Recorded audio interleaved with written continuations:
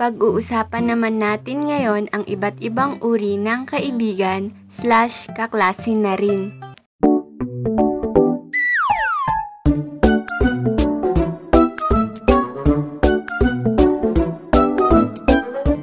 Unahin na natin yung banal, ang palaging tinuturo para magdasal sa harap.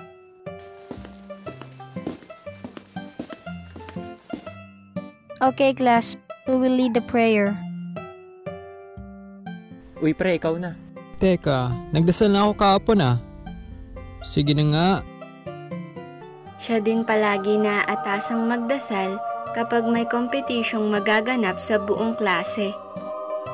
Nandyan din yung crush ang lahat, mapa-K-pop, pati kaklase sa room, hindi nahihiyang sabihin na may crush siya dito. Siyempre isama mo na yung teacher nyong crush niya rin. Aba, nandyan din ang mong kaibigan, ang palamura, na tipong di mo na maintindihan ang sinasabi.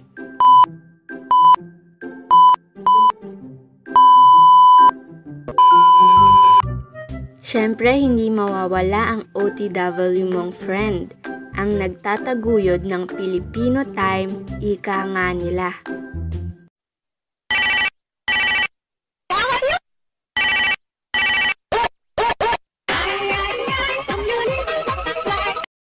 Uy pre, nasaan ka na? Aalis na yung bus.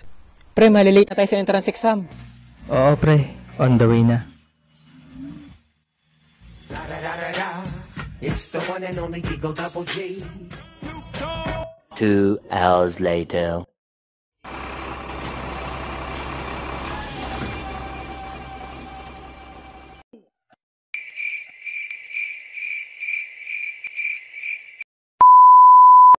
Di mawawala yung matalino mong kaibigan, nalapitin ng lahat.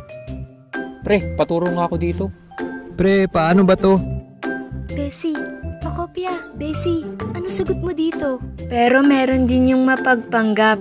Akala mo nagre-review pero iba na sa isip niyan. Talo na naman ako sa MA. Ano kayang anime na papanoorin ko mamaya? Ang tagal naman kasi mag-bell. Andyan din yung, ikaw ba? Ano ba iyo? Yung tipong magtatagal kayo dahil di kayo makapag-decide. Bessie, anong bibilin mong ulam? Ikaw ba? Ano bang sayo? Ikaw, ano ba gusto mo? Gusto ko kung anong gusto mo. Ano ba? Bibil ba kayo? Hindi. Tara Bes, sa iba na lang tayo bumili. Mawawala ba yung tahimik? Isa ako dun eh. Yung tipong hihilingin mo na lang na hindi mo siya nakausap. Bessie, anong say mo dito? Maganda ba? Bibilin ko na? Sa tingin mo, bagay ba sa akin to?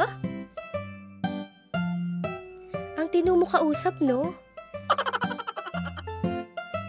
Siyempre, nandyan din ng mala-artista niyong kaibigan, ang pinagpala sa kagwapuhan at kagandahan.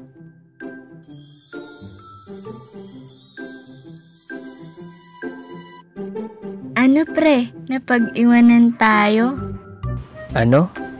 Anong tayo? Walang tayo, ikaw lang. Walang tayo, ikaw lang.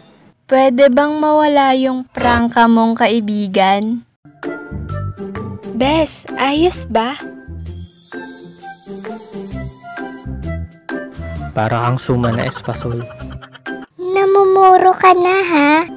Ito, di talaga mawawala ang tsismisan.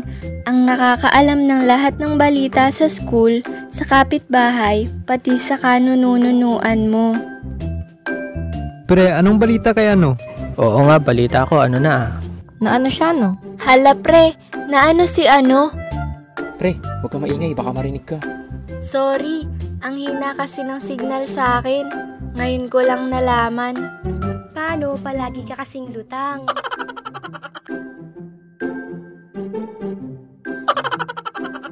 At marami pang iba, gaya ng galante, bipolar, slow, weirdo, otaku, mapang-asar, Jejemon, Joker, Ninja Moves, at iba pa.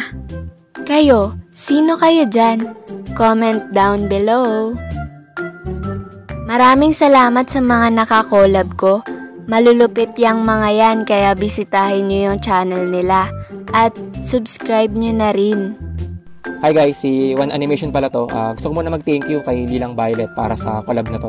At yun nga guys, check nyo rin yung channel ko, One Animation. Tsaka sub kayo sa aming dalawa. Yun lang. Salamat! Salamat Lilang Violet sa pagsali sa akin dito sa videong to. At hello sa inyo guys.